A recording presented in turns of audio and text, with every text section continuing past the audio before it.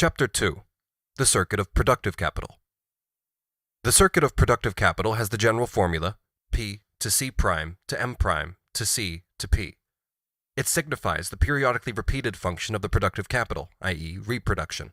In other words, it signifies that its production process is a reproduction process in respect of valorization. Not only does production occur, but also the periodic reproduction of surplus value. It signifies that the function of the industrial capital that exists in its productive form does not take place once and for all, but is periodically repeated, so that the new beginning is given by the point of departure itself. A part of C prime, in certain cases in the investment branches of industrial capital, may directly re-enter, as means of production, the same labor process from which it emerged as a commodity. All this does is circumvent the need to transform its value into real money, or money tokens. In other words, the only independent expression it receives is as money of account. This part of the value does not enter the circulation process. The same holds for the part of C prime that the capitalist consumes in kind, as part of the surplus product. This is, however, insignificant for capitalist production. At most, it comes into consideration in agriculture. Two things about this form immediately catch the eye. Firstly, while in the first form, M to M prime, the production process, the function of P interrupts the circulation of money capital and appears only as a mediator between its two phases M to C and C prime to M prime. Here, the entire circulation process of industrial capital, its whole movement within the circulation phase, merely forms an interruption, and hence a mediation, between the productive capital that opens the circuit as the first extreme and closes it in the same form as the last extreme, i.e., in the form of its new beginning. Circulation proper appears only as the mediator of the reproduction that is periodically repeated and made continuous through this repetition. Secondly, the entire circulation presents itself in the opposite form from that which it possessed in the circuit of money capital. There it was MCM, that is M to C and C to M, disregarding the value determination. Here again, disregarding the value determination, it is CMC, that is C to M and M to C, i.e. the form of simple commodity circulation. Section 1. Simple reproduction. Let us consider first all of the process C prime to M prime to C that runs its course between the extremes P to P in the sphere of circulation. The starting point of this circulation is the commodity capital, C prime, which is equal to C plus small c, which is equal to P plus small c. The function of the commodity capital C prime to M prime, the realization of the capital value P contained in it, which now exists as a commodity component C, as well as of the surplus value it contains, which exists as a component of the same commodity mass with the value small c, was treated in the first form of the circuit. There, however, it formed the second phase of the interrupted circulation, and the concluding phase of the entire circuit.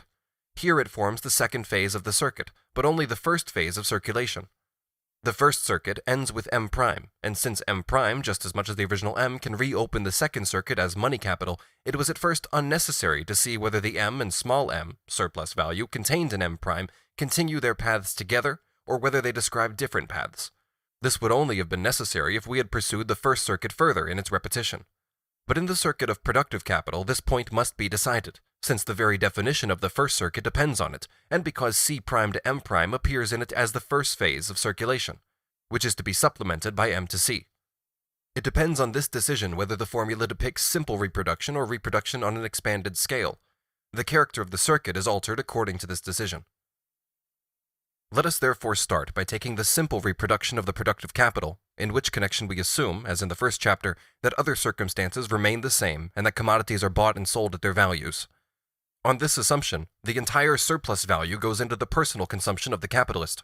As soon as the commodity capital C prime has been transformed into money, the part of the money that represents the capital value goes on circulating in the circuit of industrial capital. The other part, which is surplus value turned into gold, goes into the general circulation of commodities. It is money circulation proceeding from the capitalist, but it takes place outside the circulation of his individual capital. In our example, we had a commodity capital C prime of 10,000 pounds of yarn to the value of 500 pounds sterling. 422 pounds of this was the value of the productive capital, and continues the capital circulation begun with C prime as the money form of 8,440 pounds of yarn, while the surplus value of 78 pounds, the money form of 1,560 pounds of yarn, the excess portion of the commodity product, makes its exit from this circulation and describes a separate path within the general circulation of commodities. That is C prime, which is composed of C plus small c, into M prime, which is composed of M plus small m, into C factoring into L and MP, and separately into small c. Small m to small c is a series of purchases made with the money that the capitalist spends, whether on commodities as such or on services, for his esteemed self and family. These purchases are fragmented and take place at different times. The money thus exists temporarily in the form of a money reserve or hoard destined for current consumption, since it is in the form of a hoard that any money whose circulation is interrupted exists. In its function as a means of circulation, which also includes its temporary form of a hoard, it does not enter into the circulation of the capital in its money form M. The money is not advanced but spent. We have assumed that the total capital advanced is constantly passing from one of its phases to another, and that here, therefore, the commodity product of P carries the total value of the productive capital P, £422, plus the surplus value created during the production process, £78. In our example, where we are concerned with a discrete commodity product, the surplus value exists in the form of 1,560 pounds of yarn, just as it exists in 2.496 ounces in each pound of yarn. If, however, the commodity product was a machine worth 500 pounds, for example, and with the same value composition, then there would certainly still be a portion of the machine's value that equaled 78 pounds surplus value, but this 78 pounds would exist only in the total machine. This could not be divided into capital value and surplus value without being broken into pieces, and thus destroying its value together with its use value.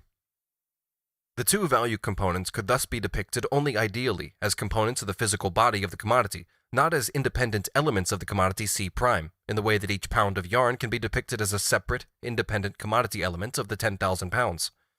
In the one case, the total commodity or commodity capital, the machine, must be sold in its entirety before small m can embark on its own particular circulation.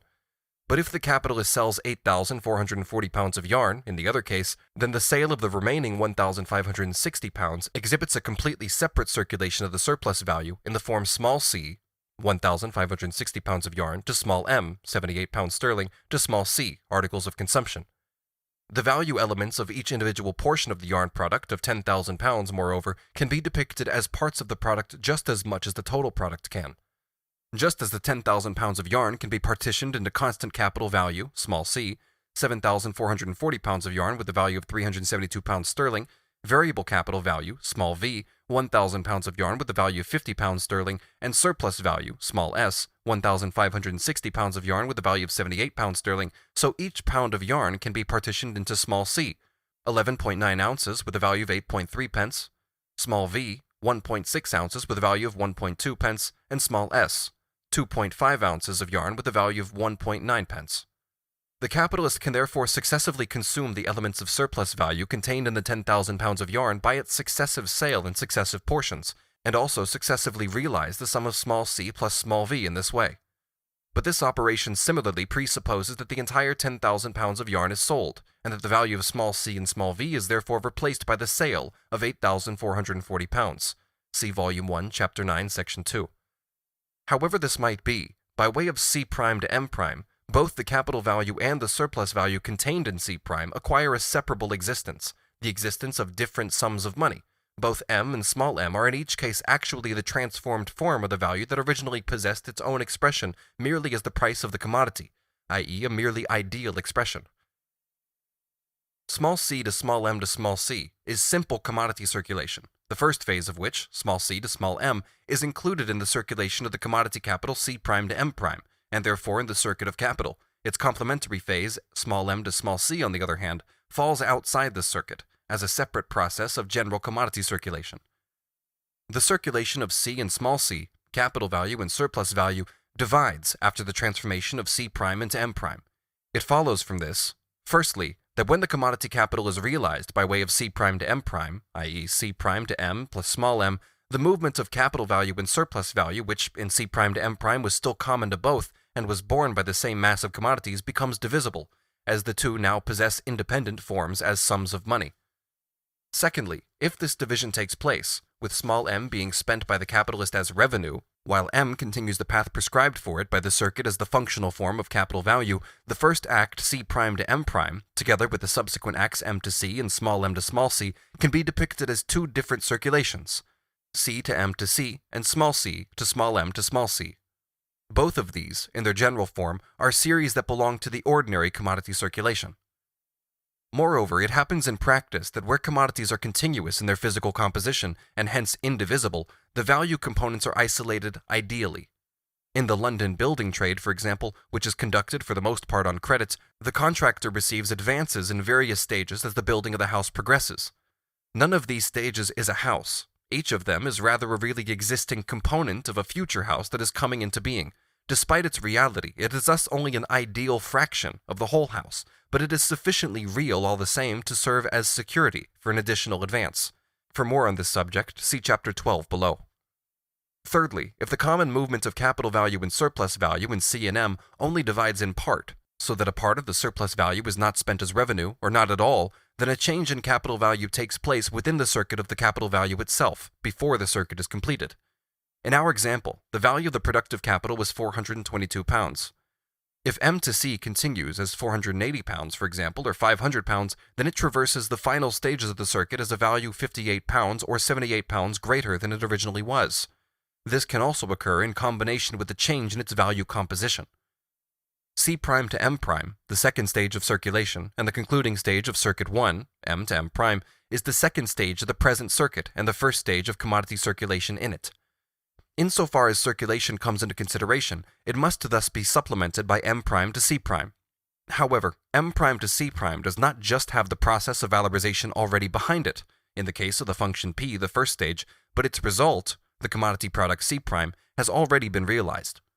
The valorization of capital, as well as the realization of the commodity product in which the valorized capital is represented, thus ends with C' to M'. We have assumed simple reproduction, i.e. that small m to small c completely separates off from m to c. Since both circulations, small c to small m to small c and c to m to c, belong in their general form to commodity circulation, and thus do not exhibit any difference in value between their extremes, it is quite easy to conceive the capitalist production process, as the vulgar economists do, as the simple production of commodities, use values destined for consumption of some kind or other, which the capitalists produce only in order to replace them with commodities of a different use value, or to exchange them with these, as the vulgar economics incorrectly puts it. C' appears from the start as commodity capital, and the aim of the entire process, enrichment, valorization, by no means excludes a growth in the capitalist consumption in line with the increase in the magnitude of surplus value. In fact, it absolutely includes it. In the circulation of the capitalist revenue, the commodity which has been produced, C, or the corresponding ideal fraction of the commodity product, C', serves in point of fact only to convert this revenue into money, and from money into a series of other commodities for the purpose of private consumption.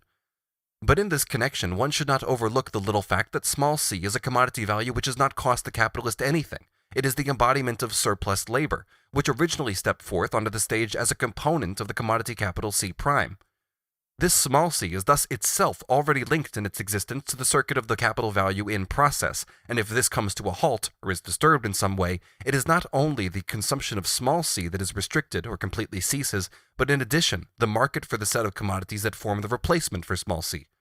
This is similarly the case if C' to M' goes awry, or only a portion of C' can be sold. We have seen that small c to small m to small c, as the circulation of the capitalist revenue, enters into the capital circulation only insofar as small c is a value portion of C', capital in its functional form as commodity capital. But as soon as it becomes independent through small m to small c, thus in the form as a whole, small c to small m to small c, it does not enter into the movements of the capital advanced by the capitalist, even though it proceeds from this. It is related to it insofar as the existence of capital presupposes the existence of the capitalist, and this latter is conditional on his consumption of surplus value. Within the general circulation, C' functions, for example, as yarn, simply as a commodity, but as a moment of the circulation of capital, it functions as commodity capital, a form that the capital value alternately assumes and discards. When the yarn is sold to the merchant, it is removed from the circuit of capital whose product it is, but still continues as a commodity in the orbit of general circulation. The circulation of this mass of commodities continues, even though it has ceased to form a moment in the independent circuit of the capital of the spinner. The really definitive metamorphosis of this mass of commodities thrown into circulation by the capitalists, C to M, its final abandonment to consumption, can thus be completely separated in time and space from the metamorphosis in which this mass of commodities functions as his commodity capital. The same metamorphosis that has already been accomplished in the circulation of this capital remains still to be completed in the sphere of general circulation. Nothing is changed if the yarn now enters the circuit of another industrial capital. The general circulation includes the intertwining of the circuits of the various independent fractions of the social capital, i.e. the totality of individual capitals, as well as the circulation of those values that are not placed on the market as capital, in other words, those going into individual consumption. The relation between the circuit of capital, as it forms a part of general circulation, and as it provides the links in an independent circuit, is further displayed if we consider the circulation of M prime, equaling M plus small m. M, as money capital, continues the circuit of capital. Small m, spent as revenue, in small m to small c, goes into the general circulation, but is cast out of the circuit of capital. Only that part of it enters the latter circuit that functions as additional money capital. In small c to small m to small c, money functions simply as coin. The purpose of this circulation is the individual consumption of the capitalist.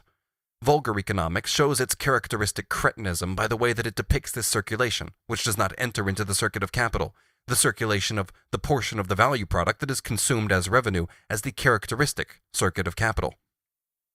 In the second phase, M to C, the capital value M, equaling P, the value of the productive capital that opens the circuit of industrial capital, is again present, having rid itself of the surplus value, i.e. with the same value magnitude as in the first stage of the circuit of money capital M to C. Despite the different position, the function of the money capital into which the commodity capital has now been changed remains the same, its transformation into MP and L, means of production and labor power. The capital value in the function of the commodity capital C prime to M prime has thus passed through the phase C to M at the same time as C to M, and it now moves into the complementary phase M to C, factoring into L and MP. Its overall circulation is thus C to M to C, factoring into L and MP. Firstly, the money capital M appeared in Form 1, circuit M to M prime, as the original form in which the capital value was advanced. Now it appears from the start as a part of the sum of money into which the commodity capital has been transformed in the first phase of circulation, C prime to M prime, thus from the start as a transformation mediated by the sale of the commodity product, of P, the productive capital, into the money form. Here the money capital exists from the outset neither as the original nor as the concluding form of the capital value, since it is only through repeatedly stripping off the money form that the phase M to C that complements the phase C to M can be completed. Hence the portion of M to C that is simultaneously M to L also appears no longer as a mere advance of money for acquiring labor power, but as an advance in which the same 1,000 pounds of yarn, with the value 50 pounds sterling, is advanced for the labor power in the money form, and this forms a portion of the commodity value produced by the labor power. The money that is here advanced to the worker is only the transformed equivalent form of a portion of the commodity value that he himself produces. And for this reason alone, the act M to C, insofar as it is M to L, is in no way simply the substitution of commodities in use form for commodities in money form, but includes other elements that are independent of the general circulation of commodities as such. M prime appears as the transformed form of C prime, which is itself the product of the past function of P, the production process. The entire sum of M prime thus appears as the monetary expression of past labor. In our example, 10,000 pounds of yarn, equaling 500 pounds sterling, the product of the spinning process. 7,440 pounds of this yarn equals the constant capital advanced, small c, equaling 372 pounds. 1,000 pounds of this yarn equals the variable capital advanced, small v, equaling 50 pounds, and 1,560 pounds of yarn equals the surplus value, small s, 78 pounds. If, out of M prime, it is only the original capital of 422 pounds that is advanced afresh, other circumstances remaining the same, then the worker merely receives as the next week's advance in M to L a portion of the 10,000 pounds of yarn produced in this week, the money value of 1,000 pounds of yarn. As the result of C to M, the money is throughout the expression of past labor. Insofar as the complementary act M to C is immediately performed on the commodity market, and M is thus converted into existing commodities found on the market, there is again a conversion of past labor from one form, money, into another, commodity. But M to C is separate from C to M in time. It can, in exceptional cases, be simultaneous, if, for example, the capitalist who performs M to C and the capitalist for whom this act is C to M transfer their respective commodities to each other at the same time, and M simply settles the balance. The difference in time between the execution of C to M and that of M to C may be more or less considerable. Although, as the result of the act C to M, M represents past labor, M can represent for the act M to C the transformed form of commodities that are not yet present on the market at all, but will be there only in the future, since M to C does not need to take place until C has been produced afresh. In the same way, M may represent commodities that are produced simultaneously with the C whose monetary expression it is. In the conversion M to C, for example, acquisition of means of production, coal may be purchased before it is extracted from the mine. Insofar as small m figures as accumulation of money and is not spent as revenue, it can represent cotton that will only be produced next year. The same applies to the expenditure of the capitalist revenue, small m to small c, and holds even for the wages of labor, equaling 50 pounds. This money is not only the monetary form of the worker's past labor, but also a draft on simultaneous or future labor that will only be realized, or is supposed to be realized, in the future. The worker may use it to buy a coat that will only be made 1 week later. This is, in particular, the case with the very large number of necessary means of subsistence that must be consumed almost immediately, the moment they are produced, if they are not to spoil. In the money with which his wage is paid, therefore, the worker receives the transformed form of his own future labor, or that of other workers. With one part of his past labor, the capitalist gives him a draft on his own future labor. It is his own simultaneous or future labor which forms the as yet non-existent reserve stock with which his past labor is paid for. Here, the idea that a stock has to be formed is completely demolished. Secondly, in the circulation C to M to C, factoring into L and MP, the same money changes its position twice. The capitalist first receives it as a seller and then gives it out again as a buyer. The transformation of the commodity into the money form only serves to transform it from the money form into the commodity form again, and so the money form of capital, its existence as money capital, is thus only an evanescent moment in this movement. Alternatively, the money capital, insofar as the movement is fluid, appears as the means of circulation only when it serves as a means of purchase. It appears as an actual means of payment only when capitalists buy from each other, hence when there is simply a balance of payments to be settled. Thirdly, the function of money capital, whether it serves as mere means of circulation or as means of payment, is simply to mediate the replacement of C by L and MP, i.e. to replace the yarn, the commodity product which is the result of the activity of the productive capital, after a deduction of the surplus value spent as revenue, with its own elements of production, i.e. to transform capital value back from its form as commodity into the elements of formation of this commodity. It thus mediates, in the last instance, only the transformation of commodity capital back into productive capital. In order for the circuit to run its normal course, C' must be sold at its value and as a whole. Furthermore, C to M to C does not just include the replacement of one commodity by another, but its replacement in the same value relations. We have made the assumption that this is what happens here. In fact, however, the value of the means of production varies. Capitalist production is precisely marked by a continuous change in value relations, if only because of the constant change in the productivity of labor that characterizes it. We shall deal with this change in the value of the factors of production later, and for the moment we merely indicate it.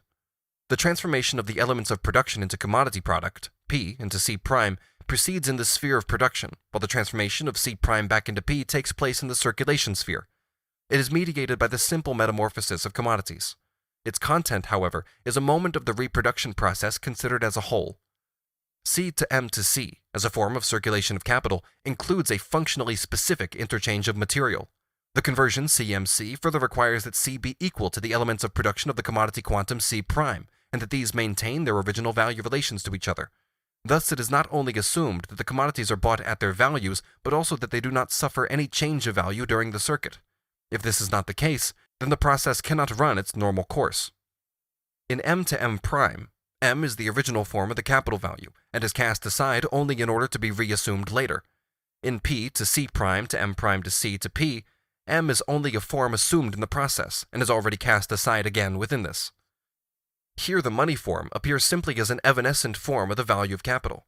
The capital as C' is anxious to assume the money form, but the capital as M' is equally anxious to get rid of it, as soon as it is pupated into it, in order to convert itself once more into the form of productive capital. As long as it persists in the shape of money, it does not function as capital, and thus is not valorized. The capital remains idle. M functions here as a means of circulation, even though a means of circulation of capital. The appearance of independence that the money form of the capital value possesses in the first form of the circuit, that of money capital, vanishes in this second form, which thus constitutes a critique of Form 1, and reduces this to a mere particular form. If the second metamorphosis, M to C, comes up against obstacles, for example, if the means of production are unobtainable in the market, then the circular flow of the reproduction process is interrupted, just as if the capital was tied up in the form of commodity capital. The difference, however, is that it can last out longer in the money form than in its previous commodity form. It does not cease to be money when it functions as capital, but it does cease to be a commodity, and in fact a use value in general, if it is detained too long in its function as commodity capital. Secondly, in the money form it is able to assume a form other than its original one of productive capital, while as C' it can move no further. In its form, C' to M' to C includes for C' only acts of circulation which are moments of its reproduction, but the real reproduction of the C into which C' is converted is necessary to the performance of C' to M' to C. This is, however, conditional on reproduction processes outside the reproduction process of the individual capital depicted in C'. In Form 1, M to C factoring into L and MP simply prepared the first transformation of money capital into productive capital. In Form 2, it prepares the transformation of commodity capital back into productive capital. Thus, insofar as industrial capital remains invested in the same business, it prepares the transformation of commodity capital back into the same elements of production from which it emerged. It therefore appears here, as in Form 1, as a preparatory phase for the production process, but as a return to this process, a repetition of it, hence as a forerunner to the reproduction process, and so also to the repetition of the valorization process. We again have to note here that M to L is not simple commodity exchange, but the purchase of a commodity L that is to serve for the production of surplus value, while M to MP is only a procedure that is materially indispensable to the accomplishment of this end. With the completion of M to C factoring into L and MP, M has been transformed back into productive capital and begins the circuit afresh. The form P to C' to M' to C to P can therefore be expanded as follows. P to C', composed of C plus small c, to M plus small m, to C factoring into L and MP and into P, and separately into small c. The transformation of money capital into productive capital is the purchase of commodities for the purpose of commodity production. It is only insofar as consumption is productive consumption of this kind that it falls within the actual circuit of capital. The condition for consumption to occur is that surplus value is made by means of the commodities thus consumed. And this is something very different from production, even commodity production, whose purpose is the existence of the producers. Such a replacement of commodity by commodity conditioned by surplus value production is something quite other than an exchange of products that is simply mediated by money. But this is how the matter is presented by the economists, as proof that no overproduction is possible. Besides the productive consumption of M, transformed into L and MP, the circuit contains the first link of M to L, which for the worker is L to M, in other terms C to M. Of the worker's circulation L to M to C, which includes his consumption, only the first link falls into the circuit of capital, as the result of M to L. The second act, i.e. M to C, does not fall into the circulation of the individual capital, although it proceeds from it. The constant existence of the working class, however, is necessary for the capitalist class, and so therefore is the consumption of the worker mediated by M to C. The act C' to M' merely assumes that C' is transformed into money, is sold, so that the circuit of the capital value can continue, and the surplus value can be consumed by the capitalist. The commodity is of course bought only because it is a use value, i.e. is suitable for some kind of consumption, productive or individual. But if C' circulates further, for example in the hands of the merchant who has bought the yarn, this in no way disturbs, initially at least, the continuation of the circuit of the individual capital that has produced the yarn and sold it to the merchant. The whole process follows its course, and with it also the individual consumption of the capitalist and the worker that is conditional on it. This point is an important one in considering crises. As soon as C' is sold, is transformed into money, it can be transformed back into the real factors of the labor process, and hence of the reproduction process. Hence, whether C' is bought by the final consumer or by the merchant who intends to sell it again does not directly alter the matter in any way. The volume of the mass of commodities brought into being by capitalist production is determined by the scale of this production and its needs for constant expansion, and not by a predestined ambit of supply and demand, of needs to be satisfied. Besides other industrial capitalists, mass production can have only wholesale merchants as its immediate purchasers. Within certain bounds, the reproduction process may proceed on the same or on an expanded scale, even though the commodities ejected from it do not actually enter either individual or productive consumption. The consumption of commodities is not included in the circuit of the capital from which they emerge. As soon as the yarn is sold, for example, the circuit of the capital value represented in the yarn can begin anew, at first irrespective of what becomes of the yarn when sold. As long as the product is sold, everything follows its regular course, as far as the capitalist producer is concerned. The circuit of the capital value that he represents is not interrupted, and if this process is expanded, which includes an expansion of the productive consumption of the means of production, then this reproduction of capital can be accompanied by a more expanded individual consumption, and thus demand on the part of the workers, since this is introduced and mediated by productive consumption. The production of surplus value, and with it also the individual consumption of the capitalist, can thus grow, and the whole reproduction process find itself in the most flourishing condition, while in fact a great part of the commodities have only apparently gone into consumption and are actually lying unsold in the hands of retail traders, thus being still on the market. One stream of commodities now follows another, and it finally emerges that the earlier stream had only seemed to be swallowed up by consumption. Commodity capitals now vie with each other for space on the market. The latecomers sell below the price in order to sell it all. The earlier streams have not yet been converted into ready money, while payment for them is falling due. Their owners must declare themselves bankrupt or sell at any price in order to pay. This sale, however, has absolutely nothing to do with the real state of demand. It has only to do with the demand for payment, with the absolute necessity of transforming commodities into money. At this point, the crisis breaks out. It first becomes evident not in the direct reduction of consumer demand, the demand for individual consumption, but rather in a decline in the number of exchanges of capital for capital, in the reproduction process of capital. In order to fulfill its function as money capital, as a capital value destined to be transformed back into productive capital, M is converted into the commodities M, P, and L. If these commodities are to be purchased or paid for at different dates, M to C then takes the form of a series of successive purchases and payments, so that a part of M performs the act M to C, while another part persists in the money state, and only serves for simultaneous or successive acts M to C at a time determined by the conditions of the process itself. It is withdrawn from circulation only temporarily, to step into action and fulfill its function at a definite point in time. This storing of money is then itself a function determined by its circulation and for circulation. Its existence as a fund for purchase and payment, the suspension of its movement, its state of interrupted circulation, is then a situation in which the money fulfills one of its functions as money capital. For in this case, the money that is temporarily dormant is itself a part of the money capital M, of M prime minus small m, equaling M, of the value portion of the commodity capital equal to P, the value of the productive capital from which the money that is withdrawn originates. Furthermore, all the money that is withdrawn from circulation exists in the form of a hoard. The hoard form thus becomes here a function of the money capital, just as in M to C, the function of money as a means of purchase or payment becomes a function of the money capital, and indeed precisely because the capital value exists here in the form of money, the money state is here a state of industrial capital in one of its stages, prescribed by the circuit as a whole. But it also proves true once again here that within the circuit of industrial capital, money capital performs no other functions than those of money, and these money functions have the significance of capital functions only through their connection with the other stages of the circuit. The expression of M prime as a relation between small m and M, as a capital relation, is not a direct function of the money capital, but rather of the commodity capital C prime, which in turn expresses as a relation between small c and C only the result of the production process, of the self-valorization of the capital value that takes place within it. If the circulation process comes up against obstacles, so that M has to suspend its function M to C as a result of external circumstances, the state of the market, etc., and on this account persists for a shorter or longer time in its money state, then this is again a form of hoarding, which can also arise in simple commodity circulation if the transition from C to M to C is interrupted by external circumstances. It is the involuntary formation of a hoard.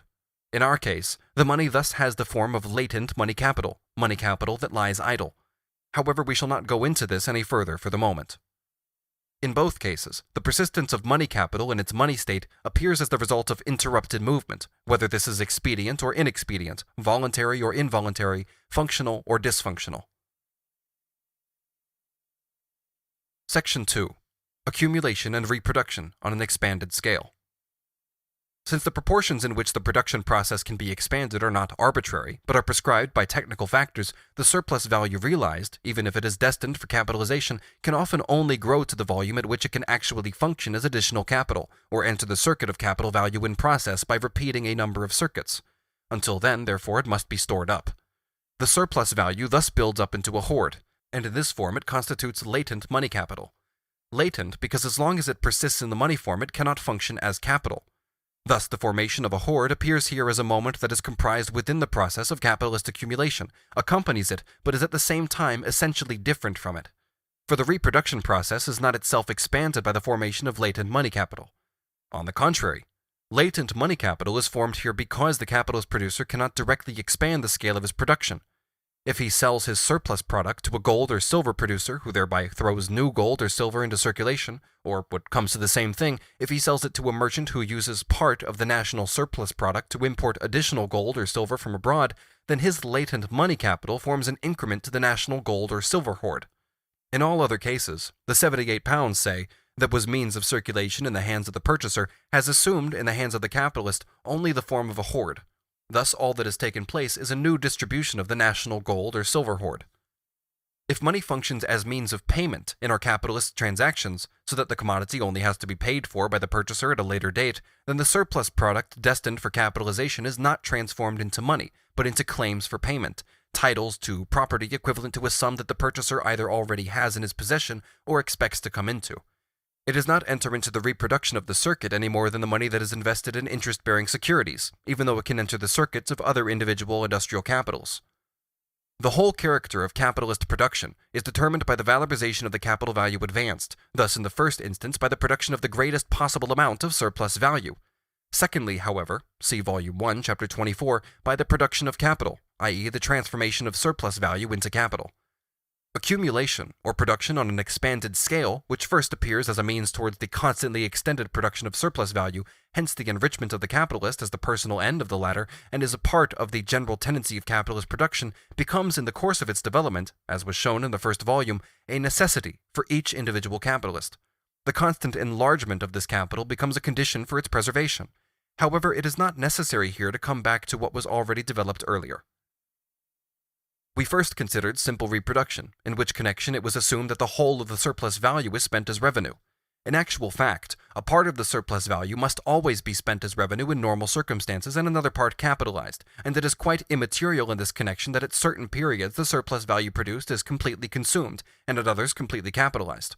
If the movement takes its average course, and this is all that the general formula can express, there is a bit of both. In order not to complicate the formula, it is better to assume that the whole of the surplus value is accumulated. The formula P to C prime to M prime to C, factoring into L and MP, and finally to P prime, then expresses productive capital which is to be reproduced on a larger scale and with greater value, and begins its second circuit, or what comes to the same thing, repeats its first circuit, as augmented productive capital. As soon as the second circuit begins, we once again have P as the point of departure. It is simply that P is now a larger productive capital than the first P was. Similarly, in the formula M to M prime, the second circuit begins with M prime, and M prime functions as M, as money capital of a specific magnitude which has been advanced. It is a larger money capital than that with which the first circuit commenced, but all reference to its augmentation through the capitalization of surplus value has vanished, once it steps forth in the function of money capital advanced. This origin was obliterated in its form as money capital just beginning its circuit. It is just the same with P prime, as soon as it functions as the point of departure for a new circuit. If we compare P to P prime with M to M prime, the first circuit, we see that each has a quite different significance. M to M prime, taken by itself as an isolated circuit, simply expresses that M, the money capital, or industrial capital in its circuit as money capital, is money breeding money, value breeding value, and brings forth surplus value. In the circuit of P, on the contrary, the process of valorization is already complete as soon as the first stage, the production process, has taken place, and once it has passed through the second stage, C prime to M prime, the first of the circulation stages, capital value and surplus value already exist as realized money capital, as M prime, which in the first circuit appeared as the final extremity. The fact that surplus value is produced was depicted in the first form of P to P that was considered. See the expanded formula on page 79 by small c to small m to small c, the second stage of which falls outside the circulation of capital and represents the circulation of surplus value as revenue. In this form, in which the entire movement is represented by P to P, and there is thus no difference in value between the two endpoints, the valorization of the value advanced, the creation of surplus value, is depicted as much as it is in M to M prime. It is simply that the act of C prime to M prime appears as the final stage in M to M prime, but as the second stage in the circuit, and first of the circulation stages in P to P prime. In P to P prime does not express the fact that surplus value is produced, but rather that the produced surplus value is capitalized, i.e. that capital has been accumulated, and hence P prime, as opposed to P, consists of the original capital value plus the value of the capital accumulated through its movement. M prime, as the simple conclusion of M to M prime, as also C prime, as it appears within all these circuits, expresses, taken by themselves, not the movement, but rather its result, the valorization of the capital value realized in the commodity or money form, and hence the capital value as M plus small m or as C plus small c, as the relation of the capital value to the surplus value as its derivative. These express the result as different forms of circulation of the capital value that has been valorized, but neither in the form C prime nor in the form M prime is the valorization that has taken place a function of the money capital or the commodity capital. as a specific and distinct form or mode of existence that corresponds to the particular functions of industrial capital, money capital can perform only money functions, and commodity capital only commodity functions. The distinction between them is simply that between money and commodity. In the same way, industrial capital in its form as productive capital can consist only of the same elements as those of any other labor process that fashions products. On the one hand, the objective conditions of labor, means of production, and on the other hand, productively, purposively active labor power. As industrial capital within the sphere of production can exist only in the combination corresponding to the production process in general, and thus also to the non-capitalist production process, so it can exist in the sphere of circulation only in the two forms of commodity and money that correspond to this. Just as the sum of the elements of production proclaims itself from the start to be productive capital, insofar as the labor power is the labor power of others which the capitalist has bought from its owners, just as he has bought his means of production from the owners of other commodities, hence just as the production process appears itself as a productive function of industrial capital, so money and commodities appear as forms of circulation of this industrial capital, and thus also their functions as its circulation functions, which either pave the way for the functions of productive capital or derive from them. It is only through their connection as functional forms which industrial capital has to go through in the various stages of its circuit that the money function and the commodity function are here at the same time functions of money capital and commodity capital. It is wrong, therefore, to seek to ascribe the specific properties and functions that characterize money as money and commodities as commodities to their character as capital, and it is just as wrong, conversely, to derive the properties of productive capital from its mode of existence in the means of production.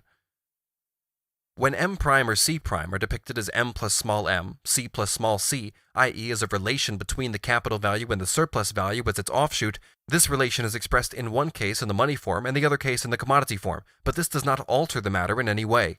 This relation thus does not arise from the properties and functions that can be ascribed either to the money or the commodity as such. In both cases, the characteristic property of capital, that it is money which breeds money, is only expressed as the result. C' is always the product of the function of P, and M' is always simply the form into which C' has been transformed in the circuit of industrial capital. Hence, as soon as the realized money capital recommences its particular function as money capital, it ceases to express the capital relation contained in M', equaling M plus small m. When the movement M to M' has been passed through, and M' begins the cycle anew, it does not figure as M', but rather as M, even if the entire surplus value contained in M' has been capitalized. In our case, the second circuit begins with a money capital of £500, instead of with £422 as did the first circuit. The money capital that opens the circuit is £78 greater than previously, and this difference exists when one circuit is compared with another, but such a comparison is not made within the individual circuit itself. The £500 now advanced as money capital, of which £78 existed earlier as surplus value, does not play a different role from the £500 which another capitalist might use to open his first circuit. The same applies in the circuit of productive capital. The enlarged P' appears as P when the circuit is begun again, just like P in simple reproduction for P to P. At the stage M' to C', factoring into L and MP, the augmented magnitude is indicated simply by C', and not by L' and MP'.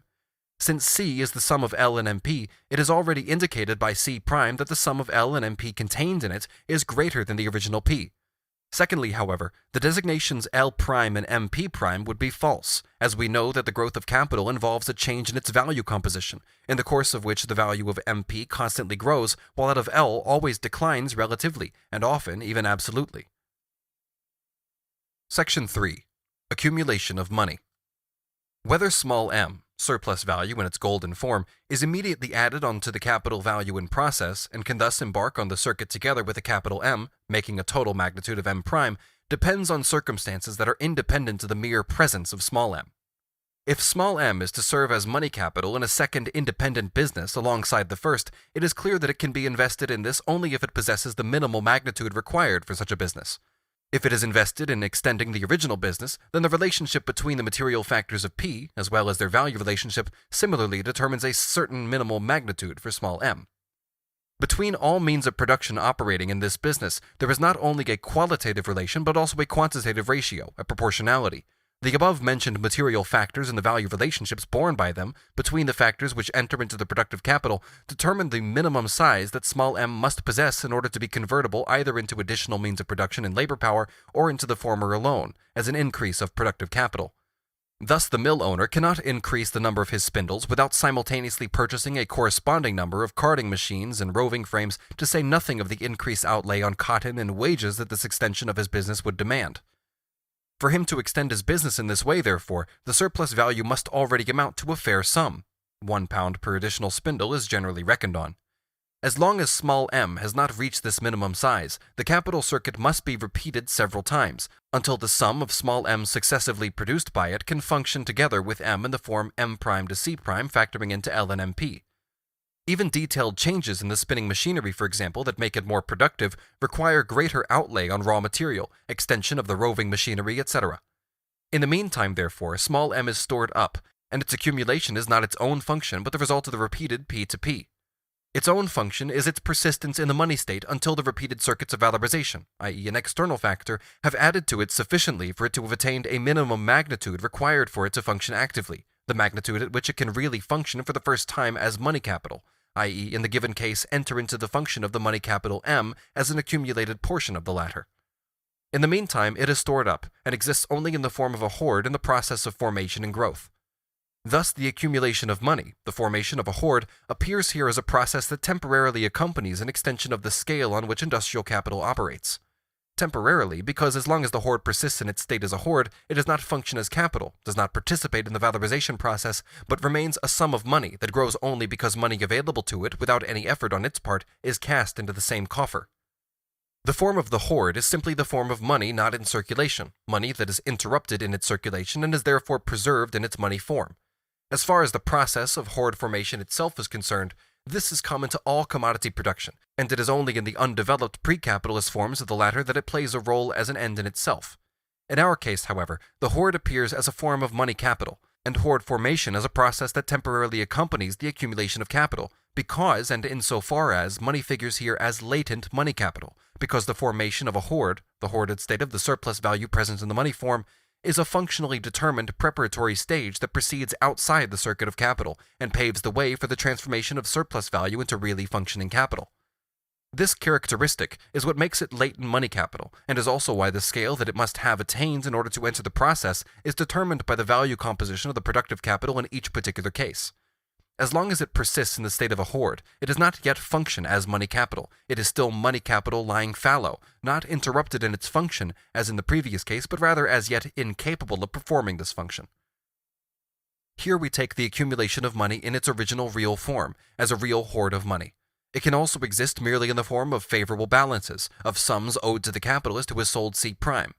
As far as concerns the other forms, in which this latent money capital may in the interval exist in the actual shape of money which breeds money, for example as interest-bearing deposits in a bank, bills of exchange, or securities of one kind or another, these do not belong here. In that case, the surplus value realized in money performs particular capital functions outside the circuit of the industrial capital from which it arose, functions which have nothing to do with that circuit as such, and assume the existence of functions of capital distinct from the functions of industrial capital which have not yet been developed here. Section 4. The Reserve Fund. In the form just considered, the hoard in which the surplus value exists, the money accumulation fund, is the money form which capital accumulation temporarily possesses, and in this respect it is itself a condition for this accumulation. But the accumulation fund can also perform particular ancillary services, i.e. it can enter into the circulation process of capital without the latter possessing the form of P to P', i.e. without capitalist reproduction on an expanded scale. If the process C' to M' extends beyond its normal duration, then the commodity capital is abnormally delayed in its transformation into the money form. Alternatively, if when the transformation is completed, the price of the means of production into which the money capital must be converted has risen, for example above the level that it had at the beginning of the circuit, then the hoard that functions as accumulation fund can be used to take the place of money capital, or a part of this. The money accumulation fund then serves as a reserve fund to cope with disturbances in the circuit. As a reserve fund of this kind, it is different from the fund for purchase and payment considered in the circuit P to P. The latter was a part of the functioning money capital, thus the form of existence of a part of the total capital value in process, the parts of which functioned successively at different points in time. It formed a constant reserve of money capital in the continuity of the production process, as one day money is received and no payments have to be made until later, while another day large quantities of commodities are sold, and only at a later date do large quantities of commodities have to be bought. Within these intervals, therefore, a part of the circulating capital always exists in the money form. The reserve fund, on the other hand, is not a component part of the functioning capital, or more precisely, the money capital, but rather capital going through a preliminary stage of its accumulation, surplus value that has not yet been transformed into active capital. It goes without saying, of course, that when the capitalist is in need, he in no way ponders over the specific functions of the money that he has in his hands, but uses whatever he has in order to get the circulation process of his capital moving again. In our example, for instance, M is equal to 422 pounds and M prime to 500 pounds. If part of the capital of 422 pounds exists as a fund for purchase and payment, as a monetary reserve, it is reckoned that, with circumstances remaining the same, it will enter as a whole into the circuit, and will also be sufficient for this purpose.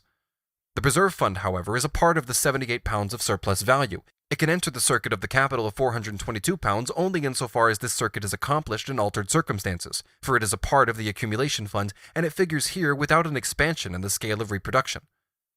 In the money accumulation fund, money already exists as latent money capital, and is thus transformed into money capital.